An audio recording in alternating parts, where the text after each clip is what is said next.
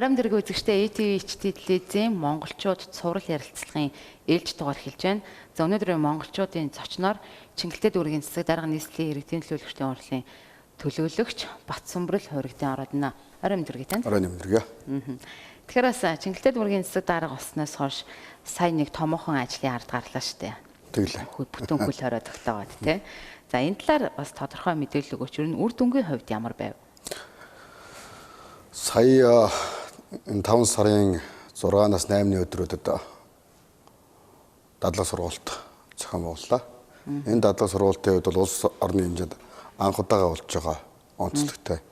Өөрөөр хэлэх юм бол Монгол улсад газар хөдлөлийн, гал төмөрийн, үер усны дадлаг сургалтыг хэд хэдэн удаа хийж ямар төвчний гамшигтэр ямар арга хэлбэрээр хариу арга хэмжээ авах уу, хэрхэн удаа ард иргэдийг бусдын амь насны төрөнгийг авран хамгаалах уу гэдэг чиглэлээр төлөвлөгөө бэлтгэл нөөцүүд байт юм байна. Харин нийгмийн эрүүл мэндийн халдвар төвчин буюу цар тахлын үеийн дадлаг сургалт анх удаага хийгдэж байгаа үйл явдал юм. Тэр дотроо хүн амын нэгтаршил ихээр бий болж байгаа Улаанбаатар хотын иргэдийн амь нас эрүүл мэндийн аюулгүй байдлыг зайлшгүй авч үзэх шаардлага бий болчиход байгаа. Тийм учраас онцгой байдлын ерөнхий газраас энэ чиглэл дээр дадлаг сургалт хийдэг санал санаачлал гаргаж засгийн газар ерөнхий сайдаас даалгавар чиглэл өгсөн юм байна. За энэ хүрээнд улсын онцгой комисс шадар сайдын тушаал гарч Улаанбаатар хотын аль нэг дүүргийг бүхлээр нь хаяа гэдэг юм чиглэл гарч манай дүүргийг сонгож энэ арга хэмжээ явагдлаа. Ямар шалтгаанаар сонгов? Хүмүүс яагаад заавал Чингэлтэй дүүрэг гэж хэлдэг юм?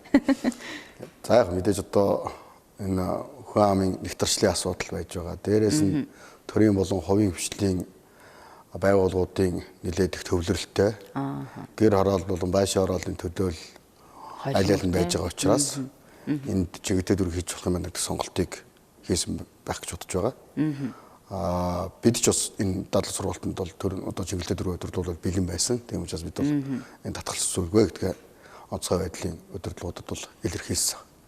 За энэ дадлаг сургалтын өрөөнд бол Чингэлтэй дүүргийн нутаг дэвсгэрт үйл ажиллагаа явуулдаг төрийн байгууллагууд одоо хэд хэдэн яамдууд, аудит, татвар тагнуурал төрийн байгууллагууд, олон чиглэлийн байгууллагууд, хотын захиргаа, төр захиргааны байгууллагууд энэ төрийн байгууллагууд нэг бүтэн өдөр үйл ажиллагаа нийтэд хөрөхгүйгээр зохион байгуулж штэ. Дээрээс нь улсын их төлөвөөр бөмбөр худалдааны төвч шонхроод маш олон худалдааны төвс үйл ажиллагаа төр зогсоож байгаа. Энэний ард бас маш олон асуудал явж байгаа бол тэгэхээр бас олон түмэн маань төрийн байгууллагууд энэ асуудлыг дэмжиж хамтарч ажилласан явдал бас талархалтай байгаа.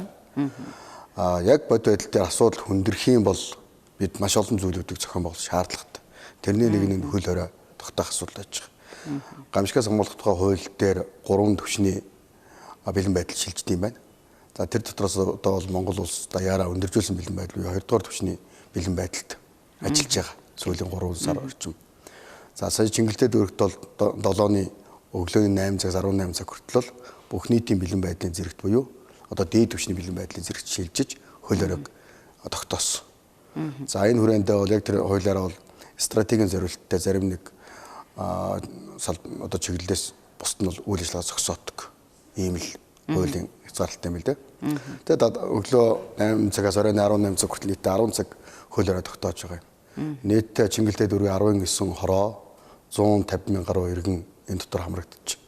Оролцож хууль хоройнд төрийнхөө үйл ажиллагаа дэмжиж ажилласан. Маш их мэдээ сурталчилгаа бид бас зохион байгуулсан. Энд хороодын маань ангачтанд ажиллаж байгаа хүмүүсээс эхлээд дүүргийн өдөр тутамд ажиллаж байгаа Улаанбаатар хотын удирдлагууд, онцгой байдлын чиглэлийн алба хаагчтай олон хүмүүсийн хүчин чармаалт энэ бол. Тиймээс иргэдэд мэдээлэл сайн өрсөн.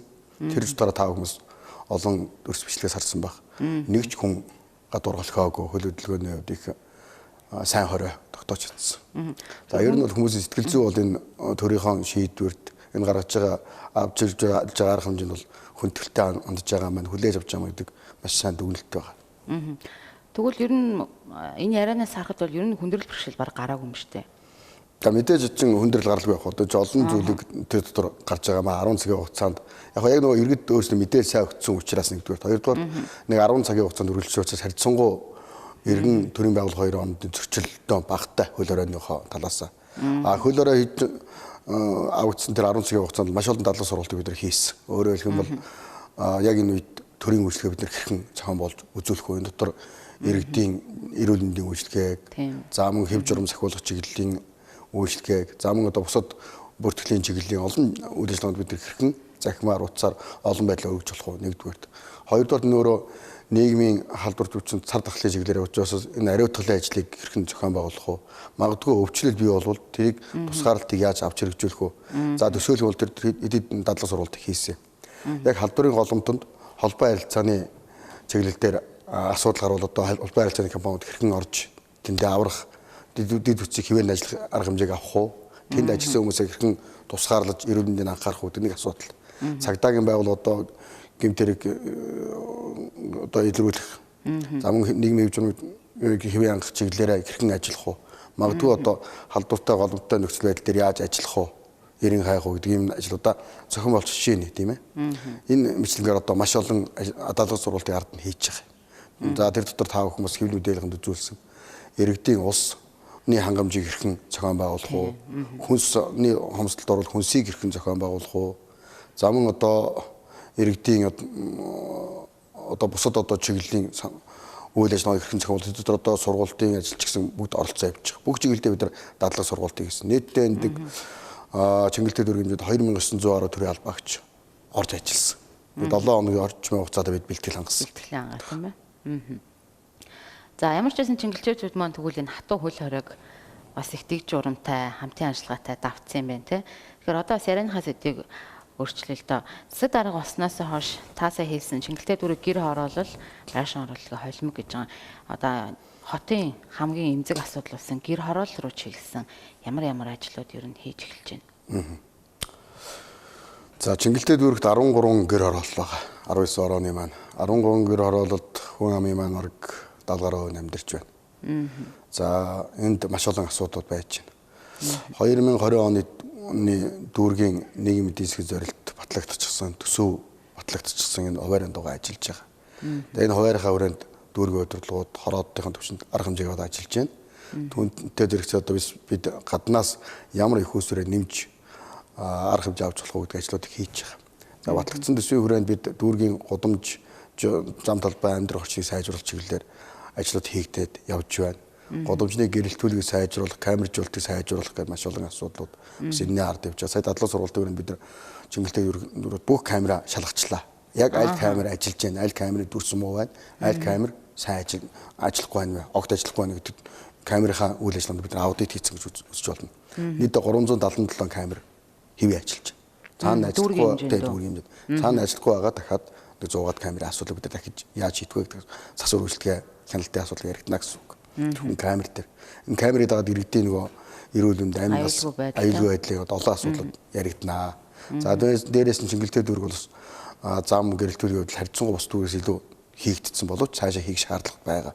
Тэр гудамжны зам засварын ажлууд улсын нийслэлийн төсвөөр хийх нэлээд ажлууд байж байгаа. Эдгээр ажлууд тогтсон стандартын хэмжээнд зохих хууль журмын хүрээнд зохион байгуулалт ажиллана. Ийм байдалтай ажлууд маань хийгдээд төрийн албаагч нар зохион байгуулалт ажиллаж байгаа.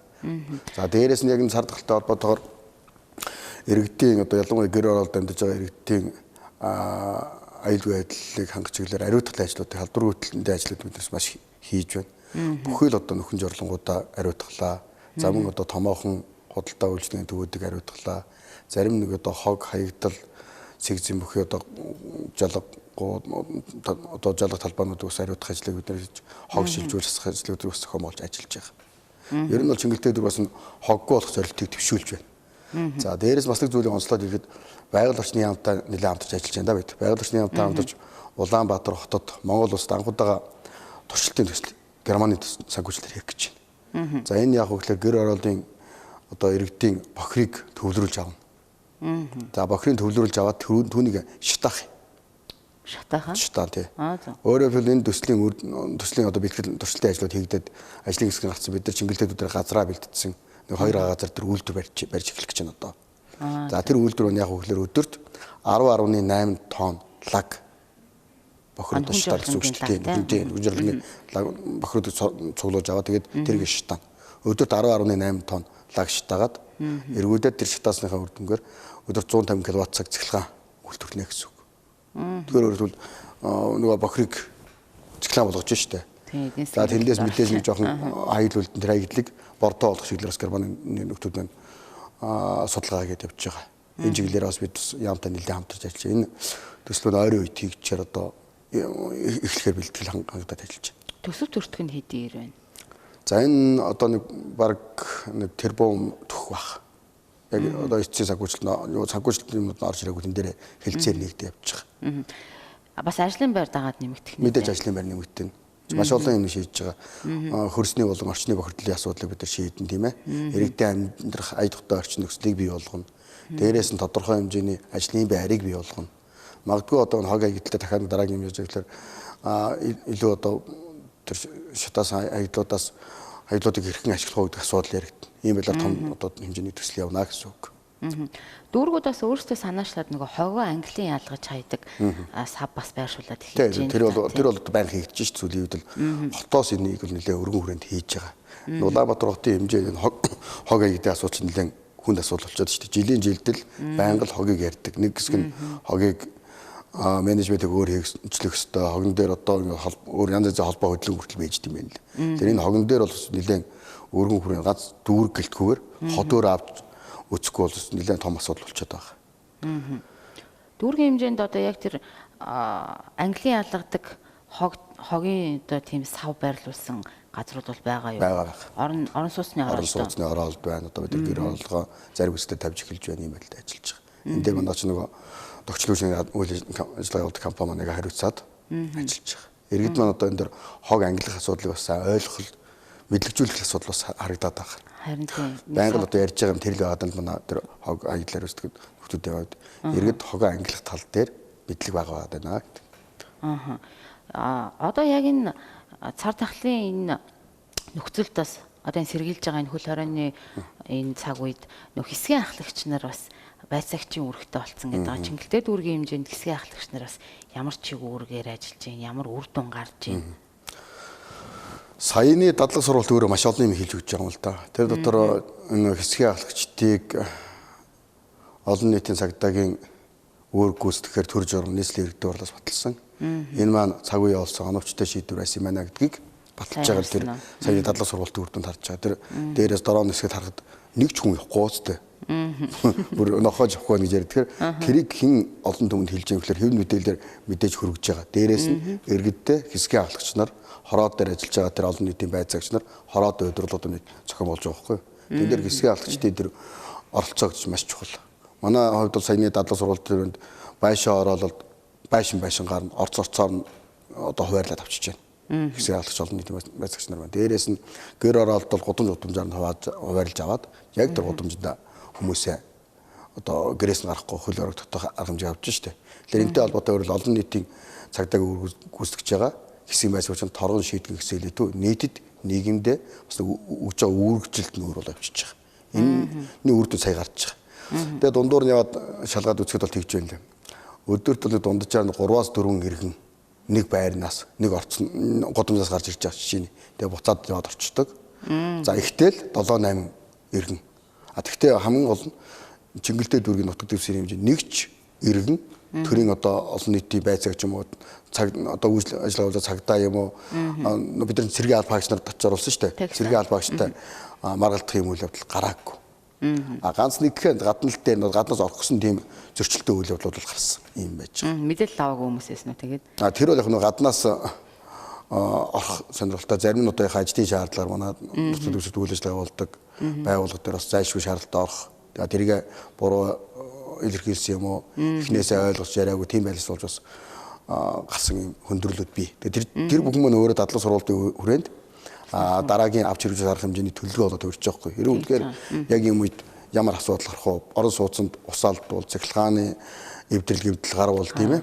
За мөн одоо энэ дээр гарч ирсэн хууль хяналтын байгууллагууд хүртэл одоо үйл ажиллагаа явуулахад хэвийн байдлыг хангаж өгөх шаардлагыг яаж зохион байгуулах вэ? Эрүүл мэндийн үйлчлэгийг одоо хүн төргөөс өгөх хүртэл бүхий л одоо эрүүл мэндийн одоо үйлчлэгээ авах шаардлага байна шүү дээ. Энийг хэрхэн одоо зохион байгуулах вэ? Магадгүй одоо голомт бий болсон орон сууцн дээр хороололт тийм ээ. Хавьдагчдын тодорхойгүй нөхцөл байдалд яаж ажиллах вэ? Маш олон зүйлүүдийг л энэ дадлаг сургуулийн өрөөнд бүртгэж тэрний ард авт болох арга хэмжээг боловсруулж ингэж л ажиллаж байгаа юм л да. Түрүү ярьлаа л да Чингэлтэй дүүргийн одоо энэ 2020 оны төлөвлөгөө гараад төсөв батлагдсан зам харгуу гэж ярьж байна. Ер нь гэр хорооллын бас нэг байнгын асуудал идэв шүү дээ. Одоо зам засварын ажил одоо яг дүүргийн хэмжээнд хичнээн газар ямар зам засварын ажил бас явагдахаар төлөвлөгдсөн байгаа энэ онд. Дүүргийн хэмжээнд сая бид бас гэр ороодынхаа дотор байгаа нэлээд хэдэн шорон замыг төрж тэгшлэх ажлыг хийлээ. Яг нэг төсөв мөнгөтэй хамааралтай ороод эхний удаа бид төрж тэгшлэх замуудыг бол богино хугацаанд хурдан дүргийн хийж байна. За шинээр зам тавих, тэр дотор одоо засмалт зам тавих, чулуун зам тавих энэ ажлууд байна өөрөө хуулийн хугацаанд төсөв өндөр учраас тендер зарладаг.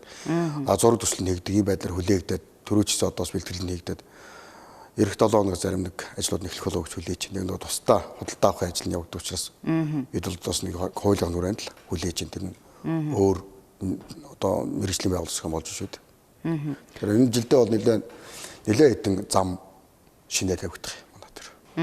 Гэр ороолын дунд ялангуяа.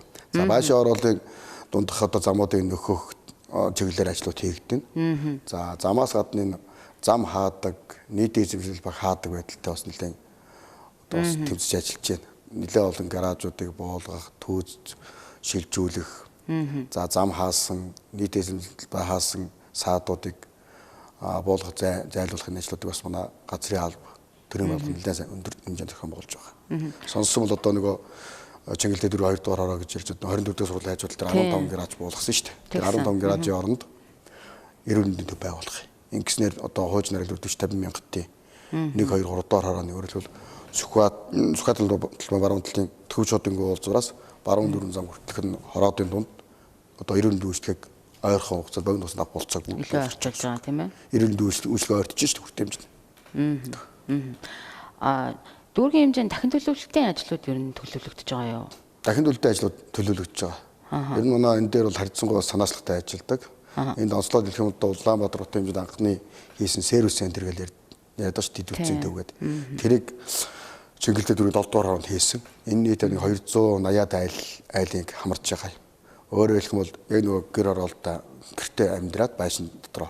Тэгээд тэндээ дулаан наавчин, халуун хөдөө ус аавчин, гэртээ биесаа тэрийг усгач. Өөрөөр яг гэртээ тухтай хувийн орон сууцнд амьдрахын болцоог бүрдүүлсэн эхний том төсөл Чингэлтэй дөрөв дээр хэрэгжээд явсан. Тэн дээр гарч байгаа дэвшилтийн юмнуудаа бид нар улам сайжруулах, гарсан алдаатай болгон одоо зас сайжруулах юмудаа анхаарч ажиллах юм чиглэлээр бас авч хэрэгжүүл зайлшгүй юмнууд бас байгаа. Энэ чиглэл дээр ажлын гарсан ажиллаж байна.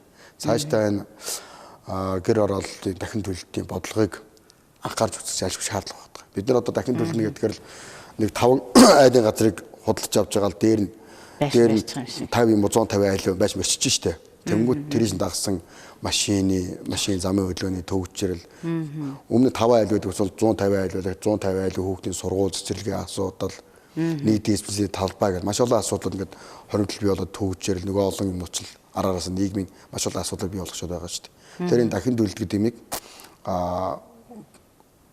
тэгж одоо 5 айлын газар дээр 150 айлыг шамбааруулах биш. Арай өөр бодлогоор хийх ёстой. Өөрөөр хэлбэл яг нэг гэр ороолдоо сайхан амьдрах болцоог нь хангах, төвлөрлөөс айлуулах, зүгтах энэ бодлогыг төвлөрүүлж хийх ёстой байна гэдэг юм л одоо шин гот дүүрэггүй л ойлгож эхэлж штэ. Энэ дээр бас нэг ингээд яг дүүрэг дээр ажиллаад үздэг юм цовлон байд юм байна. Хот төлөлтөд хот авч хийждэг. Яг нөгөө болохоор Чингэлтэй дүүргийн энэ орчмыг хэрхэн одоо яаж хөгжүүлэх вэ гэдэг юмыг яг Чингэлтэй дүүрэг тэр хороогч очиж үзээгүй нөхрөл өрөөнд дотор зурчаад байна шүү дээ. Энэ мөн өөрөө алдаа болчиход байнга харагдаж байгаа. Магадгүй одоо зарим томоохон биш одоо бичлэг хэмжээний эрхүүдийн бол дүүрэг авчих юм бол өөрөө бас тэр дотор төлөвлөлөөд ажиллаад болцоо боломж байхаар. Магадгүй зарим тохиолдолд ингээл яг чинь мдээгүй байж дүүрэг удирдлага мдээгүй тэнд байшин барих зөвшөөрөл өгч гисэн. 16 давхар байшин байна. Гарц орцсон байхгүй, машины зогсоолны хүрэлцээ байхгүй. Маш олон юмнууд ингээл хөндөгдөд эхэлж байгаа байхгүй. Ингээл нөгөө саяны газар олголт хот төлөвлөлт гэдэг юм өөрөө нэг системд орох, нэг стандарт орох зайлшгүй шаардлага байна гэдэг нь харагдаад байгаа. Ийм учраас энэ хотын удирдлагуудад одоо яг дагаа нэг хот нэг стандарт гэдэг бодлого өөрөө тэрлээс чиглээд байгаа.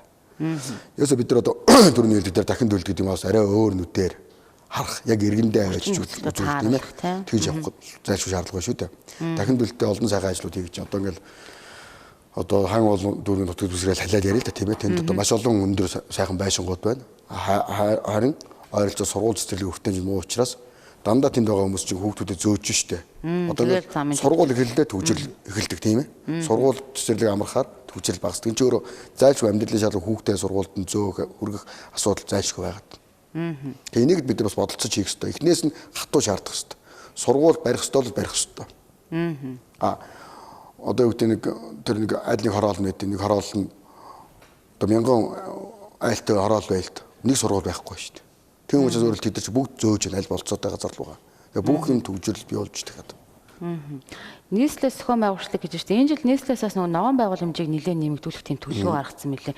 Чингэлтэй дүүрэгт ер нь хэдийн хэмжээний ногоон байгууламж нэмэгдэхээр байна. Ногоон байгууламжуудыг сүүлийн үед нэмэх ажлууд бол нэлээд хийгдэж байна.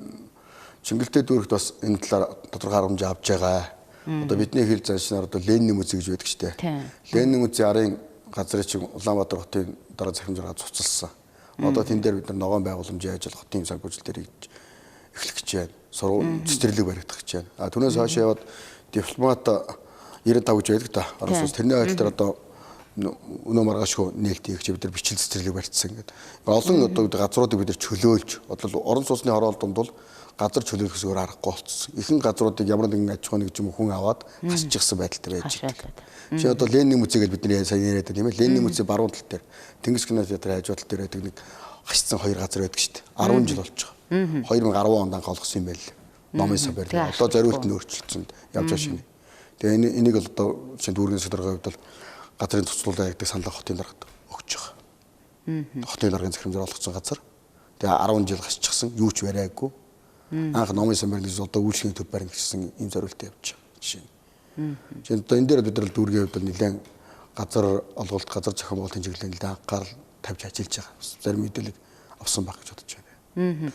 Одоо нөгөө Чингэлтэй дүүргийн одоо Динжимийн орчмыг бас нэг хэсэг барилгажуулна. Тэгээ дахин төлөлтөй ажил. Тэнд орон сууц явж байгаа шүү дээ. Динжимийн газар дээр 10 дугаар орол дээр Бармон компани барьж байгаа том барилгууд түрүүлсээ үл ашиглалтанд орцсон. Шинээр одоо орон сууцд баригдаад явж байгаа. Наашаа одоо манай Чингэлтэй дүүргэд 8 дугаар ороо 7 дугаар ороо гэдээ хороодод байгаа. 9 дугаар ороо гэдэг наадлаа одоо эдэрлэг болсон дахин төлөлтөй ажлууд хийгдэж эхлэхээ. 2016 оны өмнө Эрэл компани тэнд гэрээ хийсэн юм байна. Одоо 8 дугаар орон дээр. Тэгээ гэрээ хийчихэд ажиллаа хийгээгүй. 4 жил одоо 5 жил гарan уйчихсан. Тэгсэн мөртлөө одоо юу өөртөө болдгоо. Ажиллаа хийдгүү болдгоо. Эннээс болоод дахин төлөлт явж болдгоо.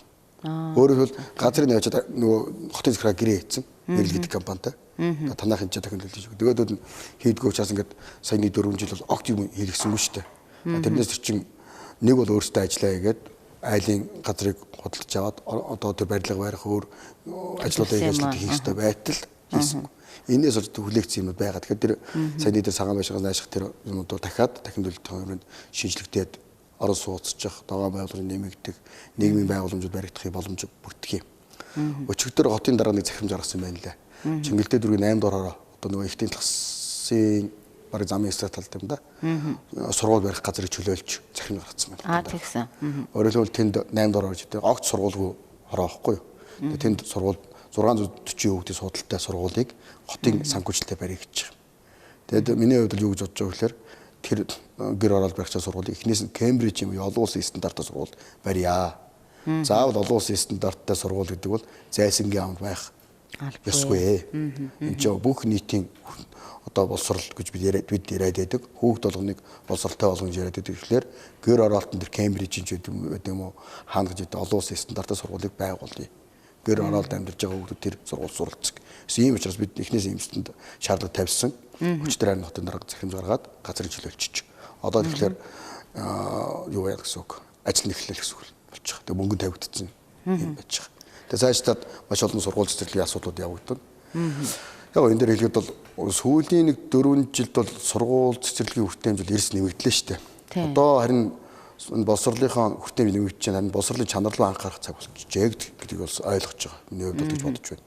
Яагаад гэвэл сургууль одоо энэ Улаанбаатар хотын 2 ээлжтэй сургууль байхгүй боллоо гэдгийг зарлчихсан. Тэгэхээр одоо яг сургуульд өгж байгаа боловсрол маань хэр чанартай байна вэ? Хэр сайн мэдлэг олгож байна вэ гэдгийг бид нар нэгтлэх ёстой. За, эрүүл мэндийн үйлчлэлийн тухайд хүртээмжээ сайжруулах шаардлага байна. Иргэн болгон одоо бүхэл эрүүл мэндийн үйлчлэгийг маш хурдан түргэн хааж очиод авдаг болдог. Ёстой. Тэгэхээр бол саяны тэр яриад гаражийг буулга газрыг чиглүүлээд эрүүл мэндийн үйлчлэгийг иргэдэд өгдөг болгоё гэж. Тэгэхгүй бол тэгэл нэг 40 мянгатаас төрөг болдог, хаамаг бол явдаг, шөдөө үзүүл болдог, маш хол явдаг. Ийм байдалтай л ерөнхийдөө үйлчлэгийн хүртээмж нь хол байгаад шүү дээ. Хүртээмжийн нэмэгдүүлчих. Боловсролын байгууллагууд одоо зарим нэг их нэгтарсан тэр бетонны ширэнгийг эс тооцох юм бол хүртээмжийн харьцангуй айг болцоо одоо энэ чанараа сайжруулдаг. Эдгээр мөр явах хэрэгтэй. Дээрээс нь Улаанбаатар хот дүүрэг одоо нийслэлийн дүүргүүдийн удирдлагууд бас ингэ бодох хэрэгтэй. Бидний бодох хэрэгтэй юмнуудын үйлээр Улаанбаатар хотын энэ хогны асуудлыг анхаарч ажиллах шаардлагатай болж байна. Иргэдтэй энэ хогны талаарх мэдлэгийг сайжруулъя. Хогоо ангилан ялгадаг болёо. Дараа нь тэр ангилан ялгасан хогоо сайшин дахин боловсруулах менежментийн чиглэлээр нь том төсөл хөтөлбөрүүдийг олон жил ярьлаа. Ярих биш хийя. Энэний эхнийхэн дөрөвний ярьдаг. Байгаль орчны яамтай хамтарч хийж байгаа лаг боловсруулах үйлдвэр. Тэр лагийг шатаагаад тог гаргадаг. Илүү үр дүнтэй болж шүү дээ экомигийн тийм ээ. Тэгээ энэ бүхнийг одоо хийх зайлшгүй шаардлагатай. Тэрний дараа нь усны менежмент рүү орё. Магадгүй ийм байдлаар бид нар яваад бол яванда усны хомсдолд орох магадлал байна гэдгийг анхаарах хэрэгтэй. Цэвэр усны их усруудыг ихэнх одоо энэ газарт олголтод орцсон байж болцсогүй байдалтай байж байдаг. Дээрээс нь одоо усны хэрэглэн дээр иргэд мэдлэг муу байгаад байдаг. Тиймээс усан дээрээ анхаарах зайлшгүй шаардлага байна гэдэг маа биднес бодох хэрэгтэй байна. Хүрээлэн буй орчны асуудал, тэр дараа хөрчний болон орчны бохирдлын асуудал бид зайлшгүй ярих шаардлагатай болж байна. Нүхэн жорлонгуудаас эхлээд олон юмыг бид улс төрийн шоу юм ямар нэгэн хэлбэр загвар болгох биш. Яг бодит амьдралд авчиж хийх ёстой. Тэгэхэд бол дид үтсийн төвүүдийг маш хурдан түргэн хийх ёстой болж байна гэдэг харж байна. Тэгээ энэ хийж чаддсан юм гэдэг бид сая агаарын бохирдлыг эрс буурууллаа шүү дээ. Энэ байдлаараас харагдаж байгаа тийм ээ. Агаарын бохирдол буурч जैन. За ингээ гэр хороол руу чиглэсэн ажлууд хийгдэж байна. Гээд ахтал дүүрэг болгоны гэр хорооллоос тэлээлэн да. Чингэлтэй дүүргийн хувьд ер нь ямар байна? Тийм гэр хороол бол тэлж байна. Одоо эн чинь бас цөөнгүй айлууд, цөөн биш айлууд шилж ирж байна. Энэ Улаанбаатар хот хуучин бол одоо бид нэг багчин хотод шилж ирэхэд төлбөр төлдөг байлаа шүү дээ. Тэр нь байхгүй болчихсон. Дээрээс нь хөдөө орон нутгаас төрөөгөө шилжих, хөдөөнөөс сум руу сумаас аймаг руу аймагаас хот руу ч юм шилжих хөдөлгөөн өндөр болцсон. Ийм юмнаас болоод энэ хүн нэгтрэл их болж байна. Хамгийн дөрөв талд чинь хотын айдлаг гэж гэр барил хашаад хашаагүй амьдарч эхэлж штэ. Энэ өөрөө хүний төвлөрлөгийг механикаар бий болгож байгаа юм дагсан сөрөг үзэгдлүүдийг дагуулаад бий болгож. Тэрний ард яаж гэхээр иргэд одоо юу гэдэг газраа олж авахаас эхлээд асуудал гарч байгаа байхгүй. Зөвшөөрлгүй газар буу. Зарим нь бүр үерийн аман дээр очиод буугаад өөртөө хурсан 8 насаа алдан нэг төрөнгөө хороо гохорн тийм ээ. Зарим нь одоо тогцолгоонгүй олон жил болно.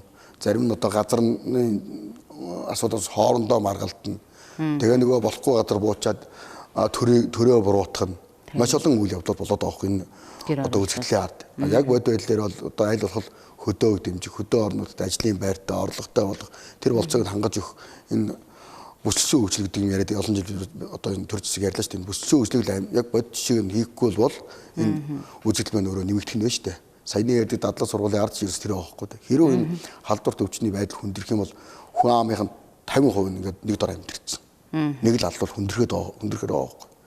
Тэгээд сая 500 мянган хүнтэй Улаанбаатар хотын 10% буюу 150 мянган хүний хүн дээр бид нар сая дадлаг сургалт хийж үзлээ шүү дээ. Маш байдлаар хүнд байгаа байхгүй. Ер нь бол нэг 2 өдрөөс цааш дискушнчтэй хүнсний хомсдол үүсгээр байна. Усны хомсдол үүсгээр байна. Цахилгаан бусад одоо юу гэдэг хүртэн хэмжин яригдахаар байна. Төрийн үйлчлэгээ доголдохоор байна. Маш олон юмд бид ингээд анхаарах хэрэгтэй. Энэ дээр харин ямар хариу үзүүлэх үү, арай арга хэмжээ авах уу гэдэг төлөвлөгөөл бид нар боловсруулах зайлшгүй шаардлага байна. Одоо тэгээд ер нь Чингэлтэй дүүргийн хэмжээнд чинь шинээр олох газар бол байхгүй болчиход байгаа шүү дээ. Тэгээд зөвшөөрлөхгүй буусан айлуудтай одоо бас ямар арга хэмжээ авч байна? Газрын асуудал бол ер нь бол Улаанбаатар хотын хэмжээнд нэлээд эмзэг асуудал. Олны анхааралд байдаг. Тэгээд засаг дараагаар томилогдоод миний хувьд бас нэг авч үзүүлсэн нэг том ажлын өгөхлөөр газрын харилцааны асуудлыг шалгах ажлын хэсэг байх болсон. Дүүрэг дээр одоо 2 сар гарan ажиллаж байна. За энэ дотор манай дүүргийн судалгаа орлогч ахлуулаад цагдаагийн байгууллага, газрын алба, хотоос хотөлтийн чиглэлийн мэргэжлийн хяналт ерөнхийдөө маш олон чиглэлээс хүмүүсээс тоцоор олцуулаад ажлын хэсэг байгуулсан ажиллаж байгаа. Тэгээд тэгэл энд газар дээр бүхэл асуудал одоо тулгамж байгаа юм л харагдж байгаа юм л да. Тэрээс газрын харилцаатай хүний амьдралын дөрвөн том харилцаа байт юм байна. Өөрөлд хүн газар авд юм байна, газартай болд юм байна. Газар шинээр авсан газрынхаа хугацаа сунгад юм байна.